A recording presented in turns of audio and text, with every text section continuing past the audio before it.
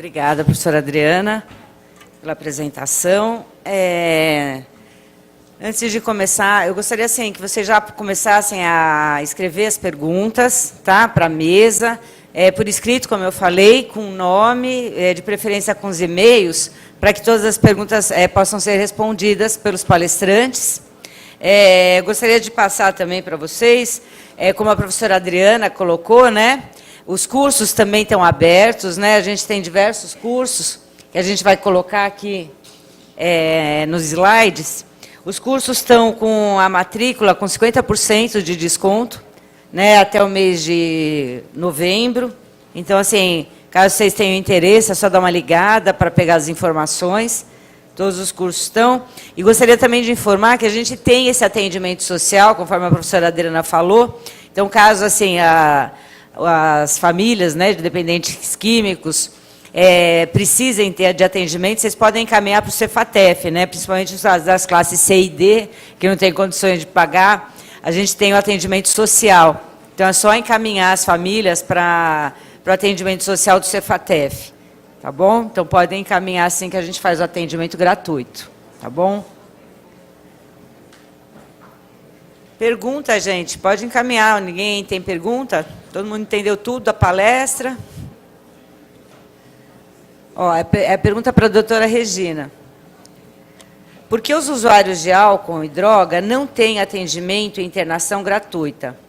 Sou assistente social, palestrante de tuberculose, vice-presidente da Rede Paulista de Controle Social da Tuberculose. É Valdemir. Por favor, professora Regina. Ô, Valdemir, não sei de onde você tirou essa ideia. Tem atendimento gratuito, sim, né? A professora Adriana falou sobre os tipos de tratamento. O CAPS-AD em São Paulo tem aumentado enormemente. Tratamento ambulatorial, tratamento medicamentoso, equipe multidisciplinar bastante completa. Aqui em São Paulo, os tratamentos dos CAPS-AD são referência. Temos também... acabei de falar do nosso tratamento, da minha divisão. A minha divisão, nós temos acompanhamento psicológico, temos encaminhamentos também em casos que precisa da medicação para os hospitais também. E o nosso trabalho é totalmente gratuito. Trabalhamos com a família e com o dependente também, com o usuário. Tem o Cratóide faz parte, né, da rede que pertence ao CAPS, também tem o Cratóide com tratamento até internação involuntária também. Caso, como a professora falou, né, casos específicos, limitados, não é o primeiro encaminhamento, né, é caso de última opção, não a primeira.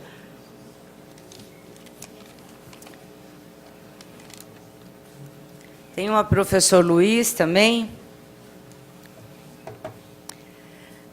Há uma grande, professor Luiz, é a Magda que está fazendo, há uma grande preocupação sobre o uso de Rivotril.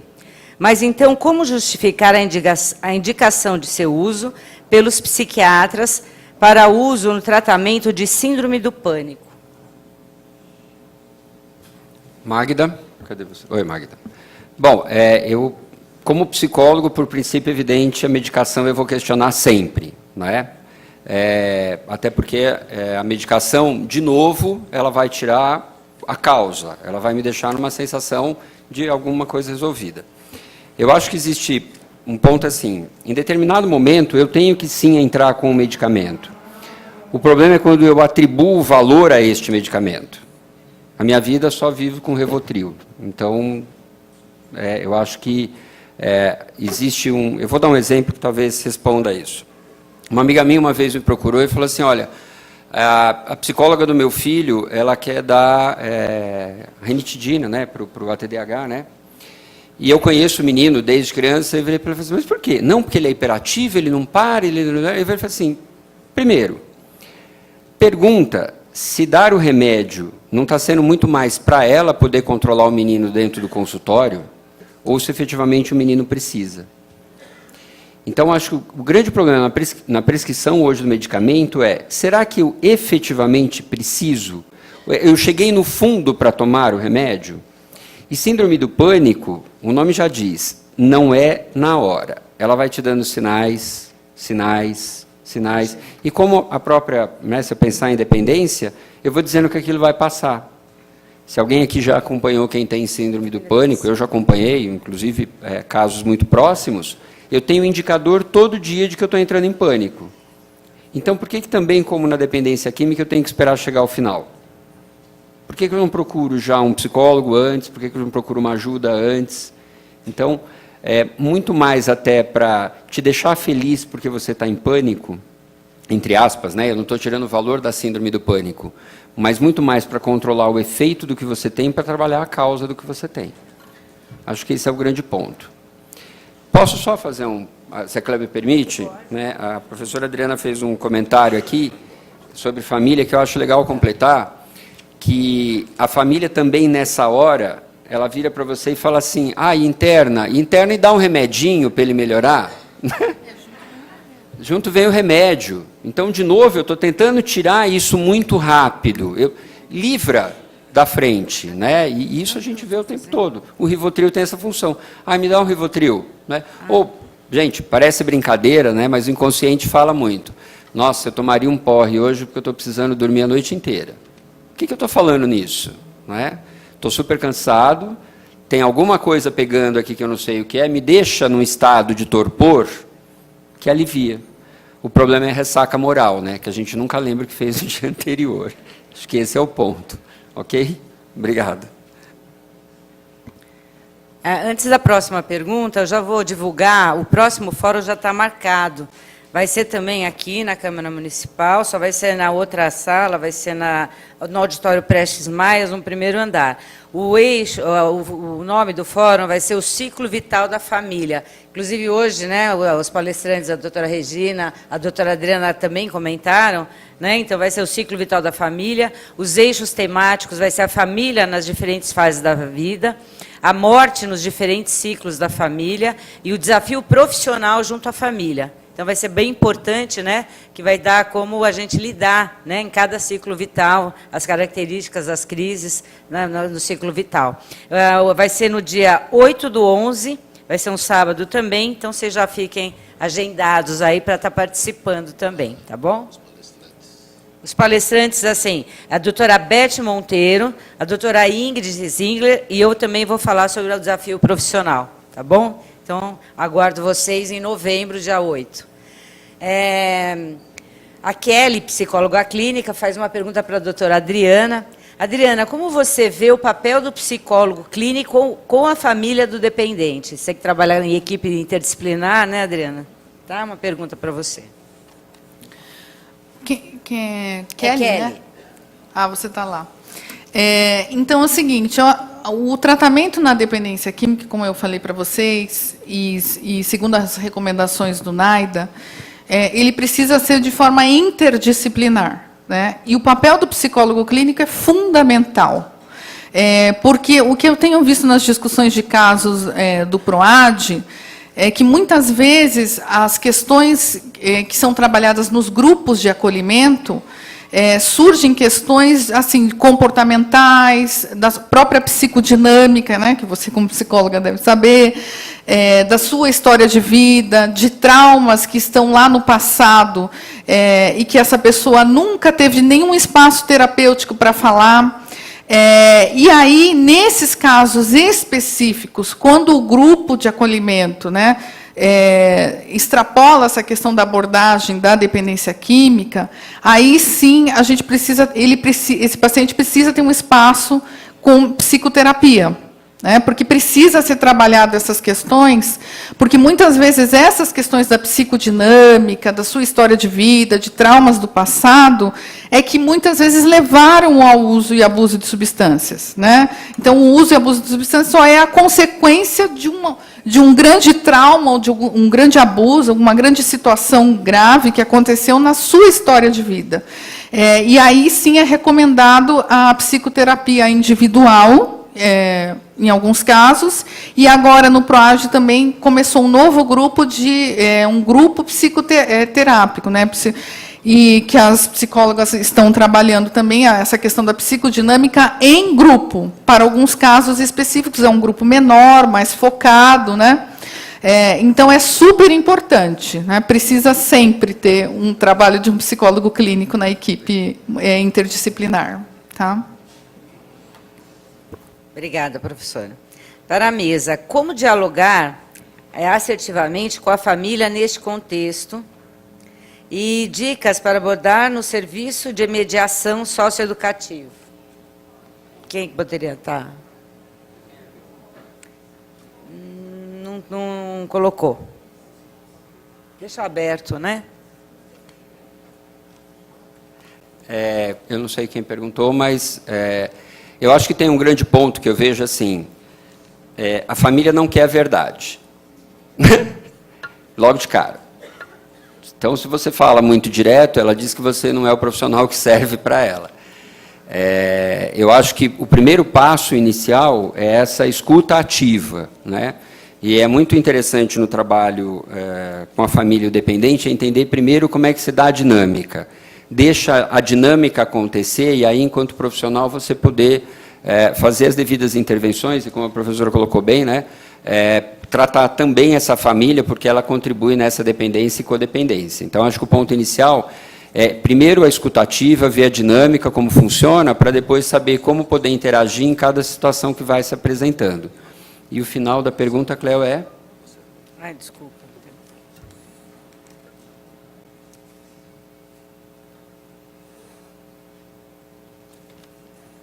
E dicas de abordar no serviço de medida socioeducativa. Algumas dicas que você pode dar. Como abordar? Sobre medida socioeducativa. Bom, eu creio que essa questão do cumprimento da medida socioeducativa, quem que colocou essa pergunta? Está falando para adolescentes? É isso? Adolescente e família, né? Entendi. Eu acho que uma das abordagens mais que contribuem é o trabalho de grupo em família, um grupo multifamiliar. Ele é fundamental para essas famílias, né? Tanto de levar, aquilo que eu já falei na apresentação, tanto de levar a abordagem psicoeducacional sobre a questão do uso de substâncias e trabalhar um pouco essa dinâmica familiar. Então, acho que o grupo é fundamental. Né? Em alguns casos, que, claro, existem a questão dos conflitos, né? Os problemas de comunicação e tal, quando é identificado nesse grupo de família situações, novamente, situações que exploram a questão do grupo, que não dá conta do grupo trabalhar, aí, se tiver um terapeuta familiar, seria muito bom para algumas famílias daí trabalhar sob enfoque sistêmico ou cognitivo-comportamental. Tá? É isso. Obrigada. Qual seria a forma... Posso complementar um pouquinho, Cleo? Oi, desculpa, Rija, por favor. Em relação à medida socioeducativa, tem alguns juízes com algumas indicações de oficina que, a meu ver, são extremamente positivas. Tem um aluno nosso lá da Uniesp, inclusive, que trabalha com isso, ele trabalha com oficina de hip-hop, e o juiz determina que a medida socioeducativa seja cumprida nesse tipo de oficina. Isso mostra o caminho que a gente está tomando hoje nessas mudanças sociais, nessas mudanças em relação à punição, de sair de uma postura moral, moralista, para ir para uma postura mais da função mesmo, que é uma medida socioeducativa, não ser como uma medida punitiva, mas como uma medida de mudança realmente de comportamento. Então, oficinas de arte, oficinas com música, teatro, algum aprendizado em relação a profissionalizantes, né? Então, hoje eu tenho visto bastante juízes já determinando esse tipo de prática, que, ao meu ver, extremamente positivas.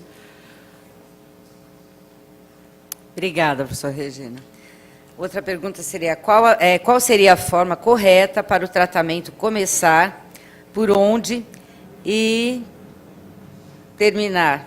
Também, como terminar e por onde?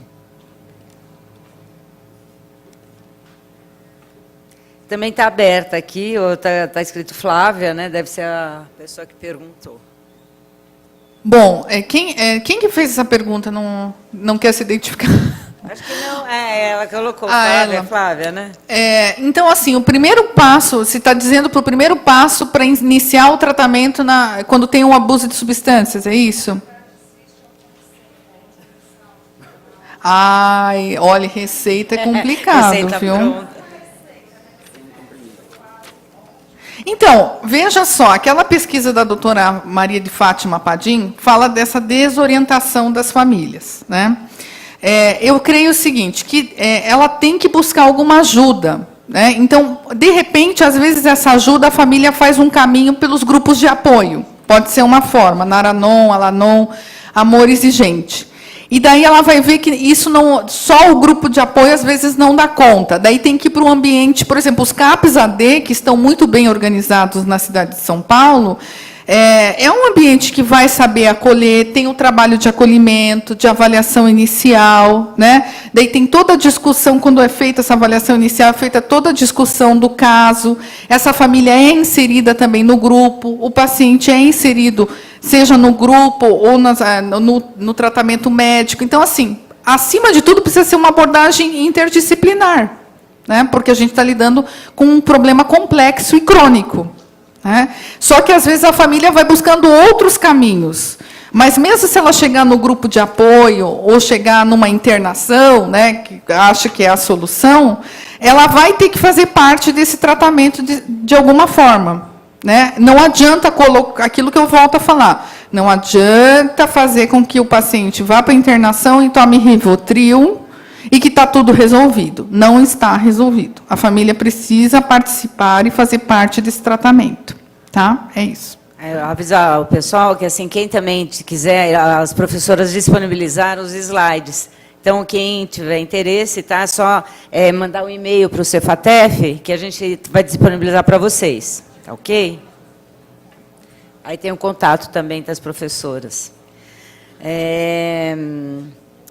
Professora Adriana, e vou estender para a mesa também, professora Regina, professor Luiz também, se quiserem responder, qual a sua opinião sobre a política de redução de danos? Foi feita pela Sheila. Bom, vocês sabem que eu trabalho, o PROAD existe há mais de 25 anos, e quem coordena é o doutor Dartil Xavier, né? E ele é um dos grandes aí pesquisadores, enfim, doutores da área, que tem influenciado as políticas públicas quanto à questão da redução de danos. Eu acredito, até eu estava falando isso com a professora Regina, né? Eu acredito o seguinte, que para algumas populações específicas, tipo pessoas em situação de rua, né, a questão da redução de danos ela é muito eficaz. É muito importante você reduzir danos, né? Aquela coisa de oferecer a seringa, a camisinha, enfim, para algumas populações específicas, né? E mesmo no ambiente de tratamento, eu acho que não dá nunca para você começar enfocando a abstinência total. Né? O paciente está, que nem eu contei para vocês, está há anos usando cocaína. Ele não vai entrar numa abstinência total no início do tratamento. Então, acho que as estratégias de redução de danos, mesmo no ambiente de tratamento, para alguns casos, ela também colabora e é importante. Né? Mas, por exemplo, se eu estou lidando com um caso no ambiente de tratamento, onde, por exemplo, quando eu já vi casos de dependência de álcool gravíssimo, né, que já está com problemas clínicos, de cirrose instalado, ou às vezes até um câncer instalado, né? Como é que você... A minha pergunta é, como é que você vai trabalhar a redução de danos se a pessoa já tem uma doença clínica gravíssima? Né? Não, tudo bem, você pode trabalhar metas de reduzir o uso de álcool, né? Metas com o paciente, enfim, outras estratégias. Mas vai chegar um ponto que, esse caso, você vai ter que caminhar para a abstinência, porque você está lidando com um caso clínico gravíssimo. Né? Então, eu acho assim, depende do paciente, depende da população, mas a literatura diz que tem que se mostrado muito eficaz em muitos locais, em comunidades, inclusive, como política também de prevenção, né, para adolescentes, para jovens. Né? Então, acho que depende do ambiente e do tratamento, mas tem alguns casos que, às vezes, não dá para trabalhar a redução de danos. O fato é esse. Tá? Redução de danos sempre é polêmico, né? Falar de redução de danos é muito polêmico porque vai trocar cachimbo, por exemplo, vai trocar cachimbo, se reduz a redução de danos, a troca de cachimbos e a troca de uma droga pela outra. Redução de danos não é isso. Redução de danos é minimizar, na questão da saúde, o máximo possível de consequências negativas que ele pode ter fazendo uso da droga ou não. Quando se pensa em redução de danos, na minha opinião, para a situação de rua, não existe abordagem mais eficiente do que a abordagem de redução de danos. Temos várias ONGs que trabalham com isso na rua, em situação de rua. Tem uma ONG que, para mim, é uma ONG maravilhosa, não sei se vocês conhecem, é Delay. Quem não conhece, dá uma procurada, porque eles fazem um trabalho maravilhoso. É Delay. Eles têm uma postura bastante interessante, que eles a abordagem cada vez se tornando mais próxima. Eu te vejo na rua e sempre no mesmo lugar, levanto a mão para você num dia. No outro dia, qual é o seu nome mesmo? Ô, Luiz, tudo bom? No outro dia seguinte, ô, Luiz, quer um cafezinho? Ô, Luiz, e cada dia sucessivamente, quando passa 2, 3 meses, Luiz, a gente tem um tratamento. Inclusão social. Vou tirar seu documento, vou te oferecer onde tem um banho, e isso devagarinho. Mas isso você não está fazendo nada, você está deixando o cara usar droga. Não importa nesse momento. Até que passou 2, 3, 4 meses, Luiz, a gente tem uma internação, um tratamento. Existem casos que não precisa nem eu perguntar para o Luiz se ele quer. Ele vai procurar e falar, olha, eu quero o tratamento, eu quero, com resultado bastante positivo. Então, quando a gente fala nessa população, perfeito, maravilhoso. Como a Adriana falou, em outras populações já é mais complicado, realmente trocar uma droga pela outra não é a melhor opção. Professor Luiz, agora. Em relação à falsa negação, o que o senhor considera como fator fundamental para tal posição? Não colocou o nome. Se tiver aí, se quiser se identificar. Foi o... Já foi. Não, foi o Gil. Está aqui, ó. Qual o fator da falsa negação? Vários. Né? Eu acho que o primeiro deles é assim, principalmente se tratando de família, é a família lidar com um problema existente dentro dela. Né? Porque eu tenho o sonho da família Margarina, né? Da família Doriana. E a realidade dói. Né? Então, como ela vai doer, me dá um remedinho. Porque assim, a hora que eu estou de frente com a situação de lidar com a droga, eu vou lidar com o outro que tem um problema, e aí vem, depois da internação, como é que eu lido com esse problema? Né? Então, eu prefiro dizer que isso não existe inicialmente, que é o que eu chamei de falsa negação, até, de fato, ter que assumir. Né? Eu estou vendo, é nítido. Eu vejo meu pai todo dia bêbado depois de casa, quando chega do trabalho. Então, mas não, ele está cansado. Ele tomou uma para esquentar a comida, não era assim? Né? Abriu o apetite. Então, mas todo dia ele está com fome? Né? Não, gozado é que ele abre o apetite e dorme e não come. Então, eu estou negando. É o que eu chamei de falsa negação.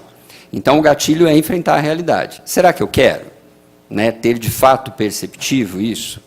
Ok? A opinião da mesa sobre a legalização da maconha. O nome é Edson Leite, tá? Tem mais um pouquinho, eu vou estender também a pergunta, porque aí vocês quiserem, ó. Para a professora Regina, o assunto sobre drogas deve ser tratado como caso de polícia, saúde pública ou assistência social? Aí estende mais, porque é uma outra palestra, acho que eu vou abrir um outro fórum, gente. Ó. Professor Luiz, como e se podemos classificar um dependente químico por maconha, cigarro, álcool, cocaína, ou se são todos dependentes? Mas é uma abordagem geral, se vocês puderem discorrer, professora Adriana, se quiser entrar também no debate. Então, eu vou começar, porque aí a Regina depois fala dos fatores legais. Pergunta, alguém aqui come chocolate? Alguém aqui gosta de chocolate? Alguém aqui é viciado em chocolate? Já para tratamento. Agora, se eu fizer a pergunta, alguém usa maconha, alguém usa cocaína, alguém isso, qual é a diferença entre eu admitir que sou, admitir que uso e que preciso de tratamento? Eu conheço gente que come tanto que eu acho que merecia tratamento. Então, não existe muito um limiar entre quem é ou quem não é. Eu conheço gente, gênios inclusive, que todo dia fumam maconha. E você, outra pessoa, você encontra e fala assim, não acredito. É um gênio. E aí? É um dependente? Não é dependente? Eu acho que existe uma predisposição orgânica, como foi bem colocado aqui, mas existe muito mais um fator psicológico. O ponto é, só por hoje? Será que eu consigo só por hoje? Está aí a diferença. E esse só por hoje, não, mas amanhã, hoje eu não bebi, mas amanhã eu vou beber 2 vezes. Então não adiantou nada. Né? Eu acho que determinar quem é ou quem não é dependente passa primeiro pelo crivo que essa pessoa tem de consciência dela, dos limites que ela tem e dos fatores que estão influenciando para isso. Não é? Então eu volto a dizer, quem come chocolate aqui eu acho que devia se tratar. Ok? Só para complementar, existe um grupo de pesquisadores, né, só uma coisa mais específica, assim como tem o Código Internacional, né, das Doenças, né, que tem o CID-10, existe o Código também para a Saúde Mental, enfim, americano, que saiu esse ano, o DSM-5, inclusive tem vários pesquisadores fazendo fóruns de debate sobre essa questão, e que vê a questão da dependência como uma coisa contínua. Né? Não, antes existia essa classificação, né? Uso, abuso e dependência. Para esses pesquisadores e doutores americanos, eles vêm com uma coisa contínua, cíclica, que isso que o professor Luiz falou. A gente não sabe exatamente o ponto, mas a questão é, quando tem muita tolerância à substância, tem grandes perdas, né, para a gente pontuar, grandes perdas profissionais, na vida acadêmica, enfim...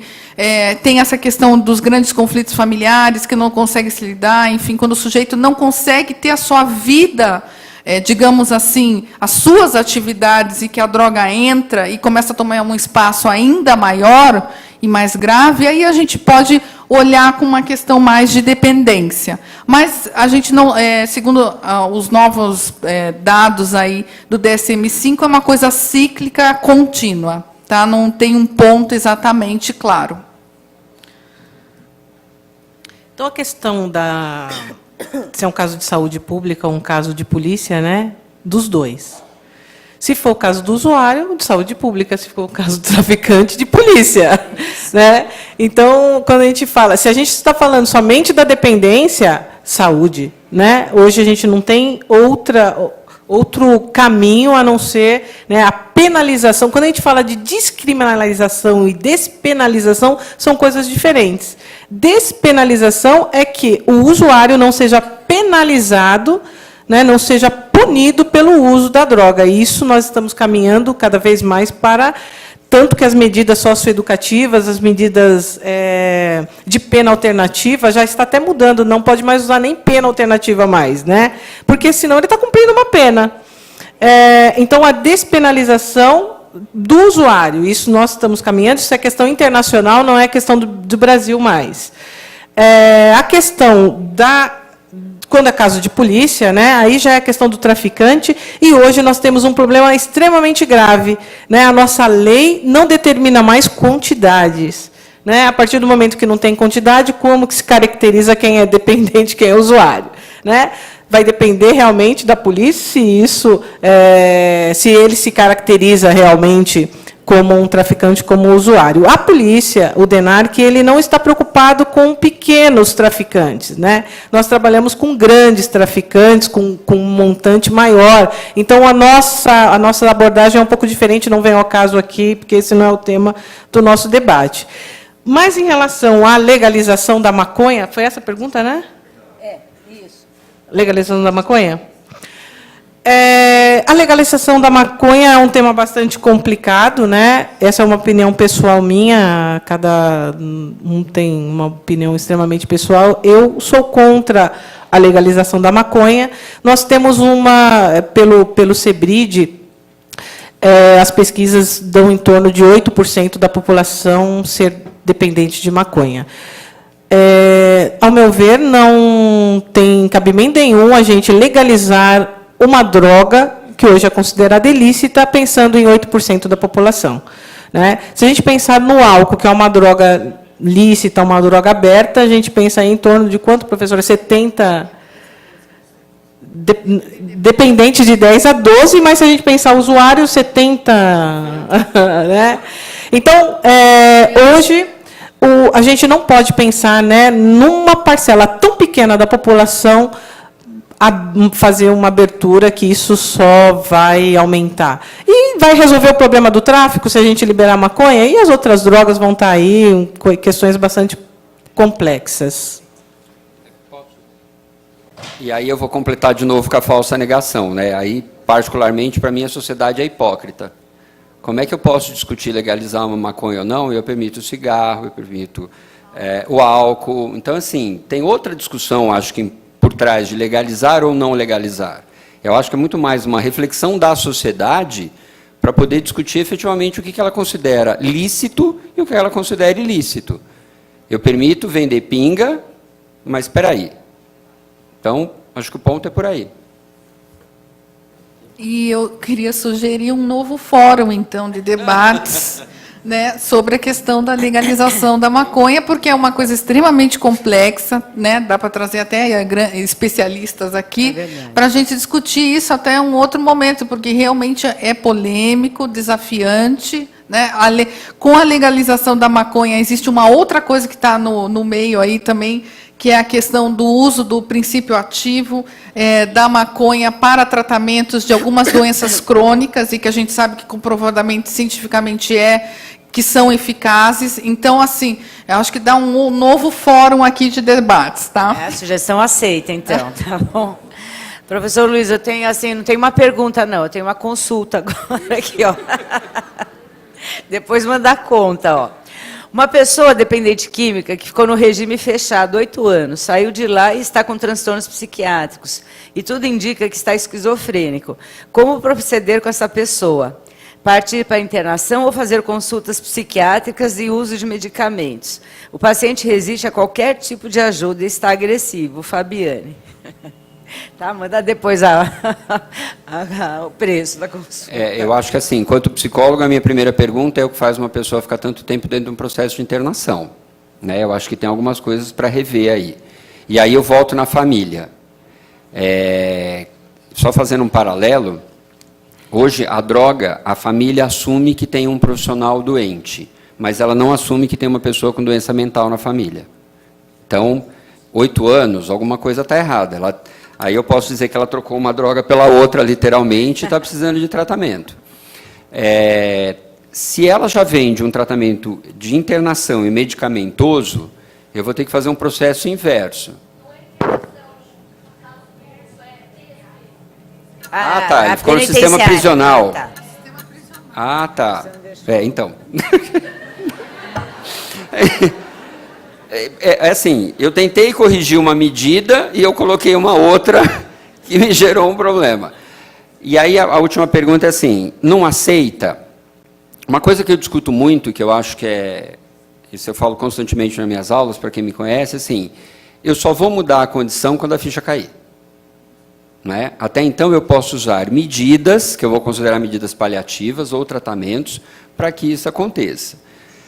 Então, talvez, nesse caso, né, a negação, participar obrigatoriamente de projetos, né, um encaminhamento para projeto social, alguma coisa que reintegre, e fazer essa transferência, né, de uma droga para outra por um processo de transição.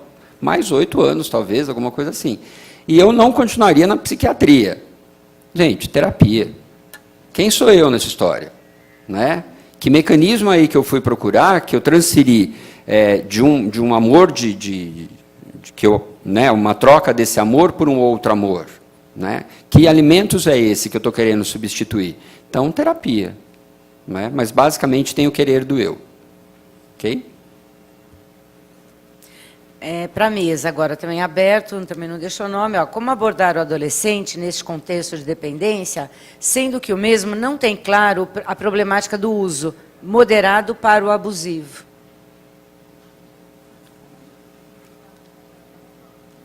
Deixa aberto para a mesa. Um de cada vez, né? Eu ia pensando assim. Deixa então eu começar, que eu acho que tem uma coisa assim. O adolescente ele vive num mundo, a gente não pode esquecer disso. E eu acho que é importante, quando a gente falar de adolescente, a gente lembrar como foi a nossa adolescência. Não é? Um mundo mítico. Faz pouco tempo também, né, professor? É um pouco mais de 3 anos. Então, é uma idade que tudo pode. E o pior de tudo, é uma idade que eu vou provar que tudo aquilo que me disseram não é válido. Então, eu vou passar por testes. E quando eu falo da prevenção, né, principalmente quem está hoje atuando com família, né, que ainda não chegou nesse caso, mas muitas vezes essa família também não teve base para lidar com questões relacionadas à droga com esse adolescente, porque isso não foi dito na adolescência dele, né, enquanto pai, enquanto mãe. Então, o permear desse adolescente hoje, e olha como a coisa vem assim, por mais que não é dito explicitamente que droga faz bem, todo mundo sabe que dá um barato legal. Ninguém sabe qual é esse barato. E se o mesmo barato que eu tenho é o barato que você tem. Então, juntou o fator de eu testar o mundo, de eu provar o mundo, e deu atrás de uma sensação em que tudo eu posso. Ele só vai dar conta disso, é agora minha percepção, aí a Regina vai falar, né, das questões mais legais disso, é que eu já vi tratamento de choque com adolescente, em que você vai e mostra o extremo do que ele pode chegar. Para alguns funcionam. Para outros, do tipo assim, gente, onipotência. Não sou eu, é o outro. Azar dele se ele não conseguiu dar conta. Né? E para outros, efetivamente, eu preciso fazer um trabalho de garimpagem. É o dia a dia, é mostrar, é a questão da consciência. E aí tem uma coisa que eu questiono muito, é assim, de novo a família está transferindo para um profissional, ou psicólogo, ou assistente social, o que ela não fez. E aí eu tenho que dar conta de uma situação que não é minha, já virou social. Para quem dá aula hoje em escola pública, principalmente, vivencia isso o tempo todo. Você tem que adestrar o aluno, para que ele entenda, siga este caminho. Isso para mim é adestramento, isso não é ensino. Eu tenho que dar regras de comportamento social. Você tem que se comportar desse jeito, isso não é ensino, isso não é educação. Então, ele vai te testar o tempo todo, até a hora que ele se der conta de que chegou no seu limite. Ok? Uma das características extremamente importantes que eu acho de abordagem com adolescente é tomar muito cuidado com... Sempre a gente fala muito, né, a polícia tem uma cara de ser sempre moralista e impor limites, regras. Muito pelo contrário, a gente sempre falou o contrário disso, tomar muito cuidado com essas questões moralistas. Se chegar para o droga mata, droga, o que mais que a gente costuma dizer? Droga mata, e aí o pai dele toma álcool desde que ele nasceu, 15 anos e não morreu. Então, droga não mata coisa nenhuma, né? Ah, maconha deixa... o crack mata e tal. E aí, quem usa é bandido, marginalizado, e ele vai vendo que essas não são as realidades do mundo que ele vive. Então, eu acho que, primeira coisa, tomar muito cuidado com essas abordagens que adolescente é imediatista. Para ele não consegue ver que vai trazer transtornos lá na frente. Então, eu acho que, quando a gente faz abordagens para não aprofundar uma coisa mais simples, a primeira coisa que a gente tem que estar atento a essa questão moralista, e droga mata, e você não pode fazer isso porque senão você vai ser preso, e um monte de coisas nesse sentido, que não é a realidade. Né? Ele sabe que não vai morrer mesmo. E outra questão bastante importante em relação ao adolescente, que os pais talvez não paguem para ver, mas que isso acontece muito, é simplesmente uma fase. Né? Existem estudos bastante grandes falando sobre a questão do álcool em universitários. Né? Passou essa fase, passou, isso não vai para frente. Né? A professora Adriana falou sobre isso. Tem pessoas que bebem, só que como você vai também, né, abrir, deixar livre? Né? Mas, em muitos momentos, é fase. Rito de passagem, né? Vai fumar maconha porque para ser inserido no grupo, para fazer parte daquilo. Passou determinadas fases, passou isso e não vai ser usado mais só como uma questão cultural. Então, muitas vezes, a gente tem que tomar cuidado, e a gente dramatiza. Eu acho que hoje a gente vive num mundo extremamente dramático. Né? A gente tem uma tendência muito grande a a fazer tudo um grande drama, estamos vivendo no caos, o mundo está terrível, a criminalidade altíssima e tudo mais. E se a gente for pensar, né, na coisa de uma forma mais otimista, não que dá para a gente pensar na droga dessa forma, mas não dramatizar tanto, às vezes, o menino nem está...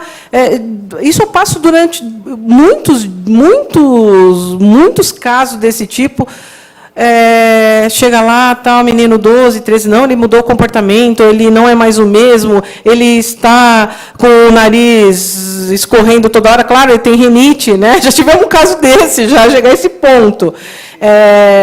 Então, quando vai ver, quando volta da terceira, acho que a gente pontua algumas questões para serem olhadas com mais atenção e não tem nada a ver, o menino nem está usando a família, não. Mudança de comportamento. Por que mudança de comportamento? Porque é a fase que ele está vivendo, de adolescência, que ele vai mudar mesmo, né? Está mais agressivo mesmo, não quer mais sair com o pai, quer sair sozinho, né? Então, essas questões são bastante importantes para a gente ter um olhar um pouco diferenciado.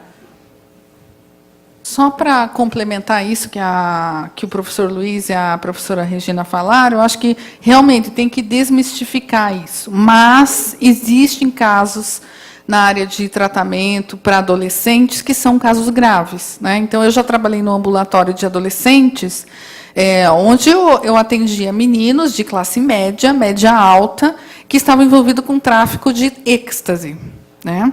Então, assim, aí a equipe multidisciplinar tem que entrar e, assim, entrar que a família faça parte desse tratamento, entrar com as abordagens aí psicossociais. Uma das abordagens que funciona muito com adolescente, essas abordagens socioeducativas, né, com oficinas, né, que nem ela falou das oficinas de rap hop, né, outras abordagens, a terapia ocupacional também trabalha com mosaicos, com outras abordagens para que isso venha para o concreto, né. A gente implantou nesse ambulatório de adolescentes até, inclusive, um espaço do Cinetim que a gente colocou, que foi um espaço muito legal para a gente trazer esse adolescente para o tratamento, utilizando filmes. Daí a gente tinha um trabalho lá que a gente oferecia uns lanches para eles, enfim, para eles terem um espaço de discussão. Então, assim, tem que criar outros espaços dentro do tratamento, né? Mas tem que ter a abordagem multidisciplinar, interdisciplinar, o cuidado com tudo isso é muito importante também, tá? Vou só dar continuidade aqui, professora Adriana, tem a Mônica Arruda coloca, né? Parabéns pela palestra, professora Adriana. Gostaria que falasse um pouco de como é o trabalho da dependência de drogas no serviço social. Aí a professora já estava falando, eu queria só para dar continuidade, um pouquinho a fala. Onde está você? Ah, ela está lá. Você é assistente social? Não. Bom, é interessante a sua pergunta, né? Porque poucos perguntam sobre isso. Só assistente social, geralmente. Só assistente social que pergunta. Sim. Você está querendo conceituar como que é o trabalho do assistente social no tratamento da dependência química, é isso, né? Dentro da clínica. Na clínica de dependência química, ou outros ambientes. Bom, eu vou falar da minha experiência do PROAD para situar melhor. O trabalho com as assistentes sociais lá do PROAD, eu faço um trabalho de supervisão, e aí a gente tenta ter um olhar para as questões sociais do usuário de dependência química. Então, assim, a gente criou 2 instrumentos, um instrumento que é aplicado já quando ele chega na avaliação inicial, para identificar os fatores de risco sociais mais graves. Então, assim, situações que a pessoa está em situação de rua, desemprego, né, rupturas com a família, rompimentos dos vínculos familiares, né? Então, situações extremas, graves de questões sociais, aí entra as assistentes sociais para fazerem as avaliações sociais e a gente vai ter um olhar para as questões socioeconômicas, para a questão da família, mas do ponto de vista social. Por quê? Porque a gente, além de um problema crônico né, do problema psiquiátrico, psicológico que está envolvendo a questão da dependência química, lembra lá quando eu comecei a introdução, existem os problemas sociais e a gente precisa ter um olhar para isso. às vezes chega um paciente com uma questão de demanda social para a gente colocar o paciente em uma casa acolhida, só que daí esse é só o ponto do iceberg. Daí a gente vai ver, ele tem outras situações de desemprego, ele tem ruptura com a família, então a gente tenta ver se é possível trabalhar a rede de apoio social desse indivíduo, então a gente vai trabalhar quem são as pessoas que podem apoiar ele no tratamento, se não é a família, se tem algum amigo, alguma outra pessoa que pode aumentar esse fator de proteção no tratamento, enfim. E aí a gente vai trabalhar com toda a rede de apoio, com as políticas públicas de assistência social também, com a saúde pública, com a saúde da família. Então, a gente faz todo um trabalho de rede de apoio social. Tá? É um trabalho grande, que exige não só avaliação social, mas todo um acompanhamento social desse paciente durante o tratamento. Deixa eu aproveitar aqui, Adriana, tem uma pergunta de Quatá, que a Nicéia Rodrigues, supervisora de ensino, fez pela internet. Já que você está falando, olha, ela coloca assim, como lidar com crianças que sabem que os pais são usuários de drogas? Aí vê se o serviço social lida com isso também. É um desafio. Mas, assim, eu acho que as crianças, elas são muito mais perceptivas do que nós pensamos.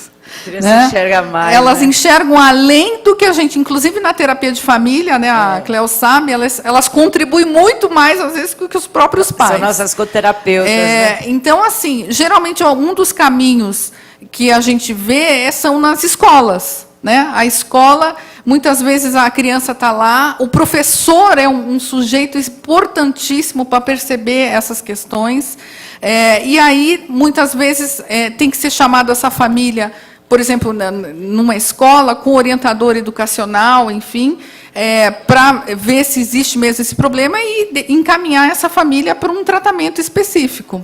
Né? Agora, até chegar aí, leva-se muito tempo. Né? Então, às vezes, só vai surgir a questão quando a criança, por exemplo, que nem eu falei daquela visita domiciliar, quando a criança já está faltando à escola, não está sendo bem cuidada, né? Aí só vai aparecer em casos extremos, né? Mas de repente a criança pode acabar sendo uma porta-voz que está acontecendo um problema com meu pai, com a minha mãe, e de repente a escola é um dos primeiros canais para buscar ajuda. Né? A rede social ampliada, né? Pessoal, eu tenho bastante perguntas aqui. Eu estou percebendo que muitas pessoas não deixaram o e-mail. As pessoas que não deixaram e-mail, tem o Flávio Alexandra, alguns outras perguntas que não, perguntas que não deixaram e-mail. As pessoas que não deixaram e quiserem vir até aqui colocar, eu vou passar as perguntas para os palestrantes responderem via e-mail também. Aí vocês podem vir até a mesa depois que a gente encerrar, para colocarem, para receberem as respostas via internet, via e-mail. Tá? Eu vou pedir para cada um dos palestrantes darem a sua palavra final, para a gente encerrar, porque já são 10 para meio-dia, para a gente encerrar no horário. Tá ok? Então, eu vou passar a palavra para a professora Regina, para encerrar as nossas atividades hoje. Então, o que eu queria, mais uma vez, é disponibilizar o nosso trabalho. Né? Nós temos um curso de formação de agentes multiplicadores em álcool e drogas, que nós vamos ter agora em dezembro, é aberto ao público de modo geral, se não me engano, na primeira semana de dezembro. O curso é feito durante uma semana, das 9 às 13 horas. Nós temos um Facebook também, Divisão de Prevenção e Educação. Quem tiver interesse, tem matérias, geralmente artigos científicos, da Uniad, da Unifesp, né, com respaldo científico bem aprofundado. Temos dados também, os horários de funcionamento, quem tiver interesse, dá uma entrada no nosso Facebook. O nosso telefone, mais uma vez, é 3815-8761, né, aberto totalmente gratuito. Damos palestras nas empresas, damos palestras em escolas também. Nós não falamos para crianças, né, nossa abordagem é para adolescentes e para os professores, né, para pais. E temos um grupo, né, novamente o grupo para familiares, que acontece todas as terças-feiras, às 8 horas. E fazemos todo o atendimento também, tanto para familiares como para os usuários.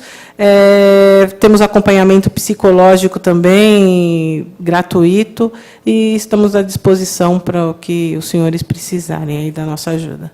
Muito obrigada, professora Regina.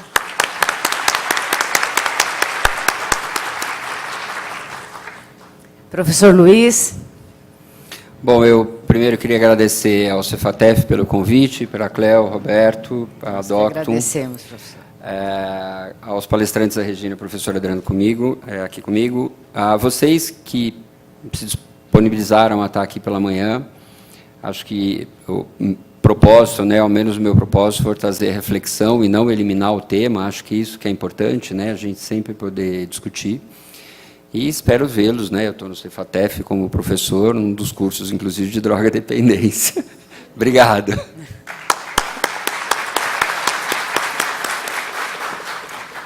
Também quero agradecer ao Cefatef, né, ao professor Luiz, a professora Regina, a professora Cleo, né, pelo convite. Acho que é muito importante a gente conversar, dialogar, né, com todos os profissionais sobre essa temática tão complexa que é a da dependência química e o tratamento familiar. É um desafio para nós, profissionais, que já estamos na caminhada, para quem está chegando. A minha recomendação é a seguinte: busquem informação, busquem conhecimento. É uma área que exige muito conhecimento, né? Tem muitas pesquisas, como eu mostrei ali, artigos científicos sendo publicados na área, e participe dos cursos do Cefatef, né? Porque tem cursos de formação em droga-dependência, né? Aqueles que querem se aprofundar, cursos de capacitação, de especialização, né?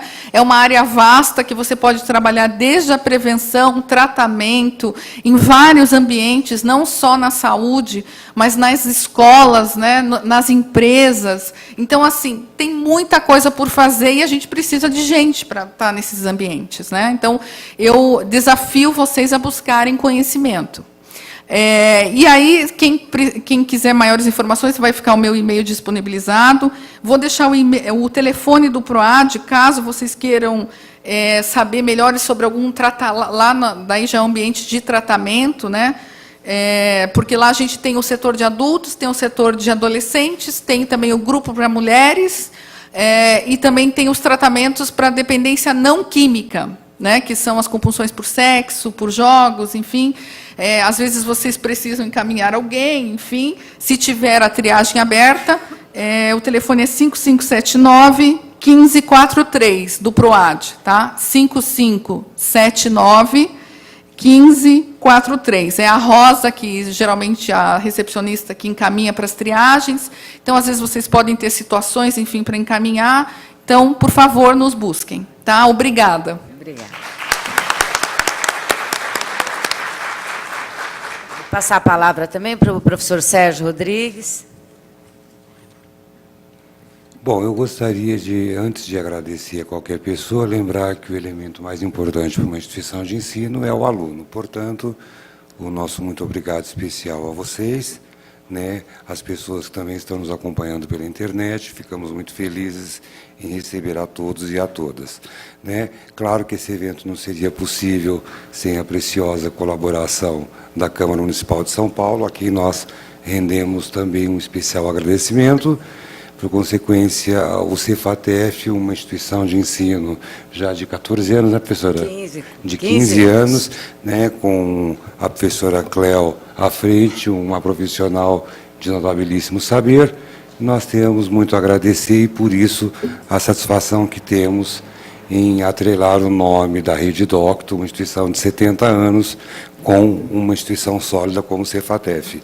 Né, os professores, os palestrantes, né, o professor Luiz, que está lá conosco, abrilhantando e fortalecendo o curso, e espero ter a satisfação de, muito brevemente, conferir aí um certificado de especialista, né, a vocês, através da Cefatef e das faculdades Doctum. Meu muito obrigado e a todos um excelente fim de semana. Nosso diretor executivo do Cefatef, senhor Roberto Cavalini. Como como sempre, todo mundo agradecendo a presença de vocês. Um sábado com uma lua bonita, gostosa dessa, não é? E todos vocês aqui procurando um pouquinho de conhecimento ou alguma coisa para se discutir no futuro. Eu agradeço a presença. O convite para o próximo já está feito. Abrirei provavelmente semana que vem ou na outra as inscrições via site. Lá vai ser um pouco menor, porque o auditório lá é 150 pessoas. Hoje, na nossa contagem, foi 395 participantes. Então, eu estou muito, muito agradecido por vocês, que foi o que abrilhanta mesmo. Estamos à disposição no Cefatef, que vocês precisarem. Nós estamos com os atendimentos sociais, como foi passado, na terapia familiar, na droga-dependência familiar também. E o que vocês precisarem, estamos à disposição. Obrigado.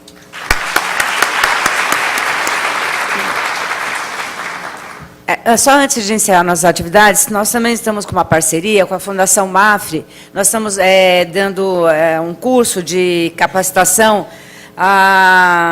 capacitação do idoso. Está acontecendo agora, terça-feira, dia 21/10, das 7 horas da noite às 10 da noite. Então, das 19 horas às 22 horas, tá? E o próximo vai ser dia 11/11, também durante a semana, das 19 horas às 20 horas, às 22 horas, tá? É um curso gratuito, confere certificado também. É só entrar no site do Cefatef e fazer inscrição, tá? É um curso de capacitação também.